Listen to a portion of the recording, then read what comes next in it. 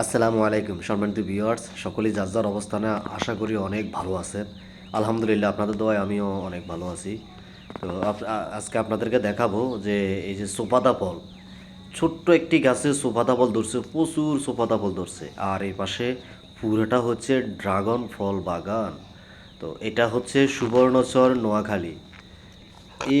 এইখানে প্রচুর পরিমাণে ড্রাগন ফল ধরে। এই যে আপনারা দেখতে পাচ্ছেন, এই একই কানার মধ্যে দুইটা তিনটা করে এইভাবে ধরে ড্রাগন ফল। এই যে এখানে দুইটা, ওই যে এখানে একটা, এগুলো ফুলে এসছে। তো ফুলে আসলে এই আর ধরতেও কিন্তু বেশি সময় লাগে না, অল্প সময়তে এগুলো ফাঁকি যায়। এগুলো ফুলে এসছে না, এই 5 দিনের ভিতরে এটা ফুল ফাড়েই মানে ধরবো, ফলায় যাবে। এই ফলটা যেমন, এই যে এই ফলটা দেখতে পাচ্ছেন, এটা এই ফলগুলো দেখতে পাচ্ছেন, এগুলো 8-10 দিনের ভিতরে হাঁকি যাব। এগুলো সব 8-10 দিনের ভিতরে হাঁকি যাবে, এগুলো আর এত সময় লাগে না। আসলে ড্রাগন ফল পাকতে বেশি একটা সময় লাগে না।